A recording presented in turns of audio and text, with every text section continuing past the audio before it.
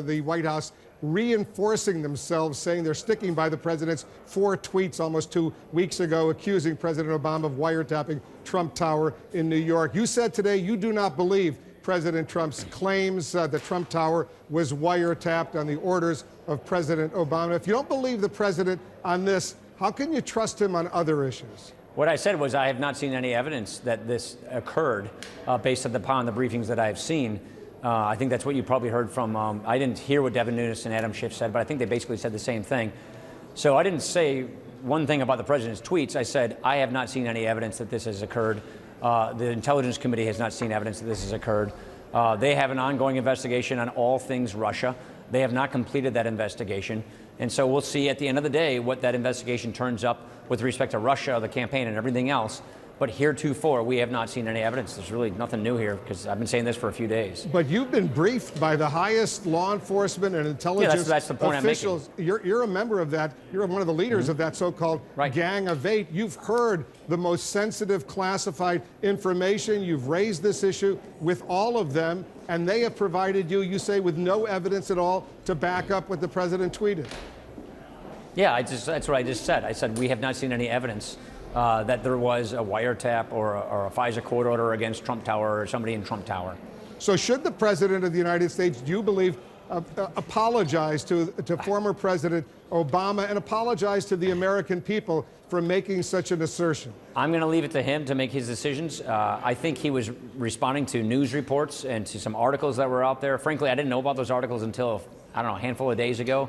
But apparently there was some articles buzzing around the, newspapers and internet and magazines suggesting this. But I think that's probably what he was responding Speaker, to. Before the president makes an accusation like this against his predecessor, instead of relying on news reports, he should speak with officials, speak with those officials who would know if there was a FISA warrant, who would know if there was any wiretap that was ordered against Trump Tower in New York City.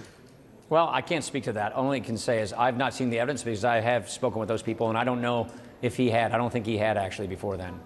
Well, he clearly hasn't spoken to anyone, and he got that information. I don't know if you heard Sean Spicer, the White House press secretary, today, but he made it clear that the president was relying on news reports that were making these suggestions, and they're still not backing away from it, even though there's no evidence to back it up. And just to remind our viewers out there, let me read a couple of those tweets because they're pretty outrageous when you hear it. Terrible. Just found out that Obama had my wires tapped in Trump Tower just before the victory. Nothing found. This is McCarthyism. A few minutes later, is it legal for a sitting president to be wiretapping a race for president prior to an election turned down by a court order? A new low. A few minutes later, I bet a good lawyer could make a great case out of the fact that President Obama was tapping my phones in October just prior to election. And then a few minutes later, how low has President Obama gone to tap my phones during the very sacred election process? This is Nixon Watergate. Bad or sick guy. Those are pretty outrageous, and almost 2 weeks later, there's no evidence to back up any of that. So what's your bottom line message right now to the American people? My bottom line is that I have seen no evidence that this occurred. That's been given to me from, let's just say, members of the Intelligence Committee, the people who would be in charge of such things. But the Intelligence Committee is still doing an investigation on everything dealing with Russia. All of their attempts to meddle in the campaign. Look, that's not a new story. We know Russia meddled in our election, tried to meddle in our election. The question is, let's go to the bottom of it. Let's make sure we can stop it from ever happening again. Then let's give our allies the tools they need to prevent Russia from doing so. So this investigation is still going through. And I think that's what we just have to wait and see. Let it run its course and find out everything we can possibly know about it to make sure that things that need to be fixed get fixed. But bottom line also, the false statements like these 4 tweets, does it damage the president's credibility here in the United States and around the world?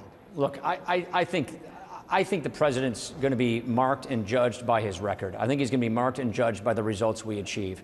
I think the president's going to be marked and judged and viewed around the world by whether we rebuild our military, regrow our economy, repeal and replace this health care law that's so damaging health care in America. That's what I think is going to matter to him. I think it's going to matter. I meet with people from foreign countries all the time. I met with the Prime Minister of Ireland today. And I think what matters is results, policies. Do we achieve our goals? That's what's going to matter at the end of the day. I'm going to talk about health care, but you still personally trust President Trump? Yes.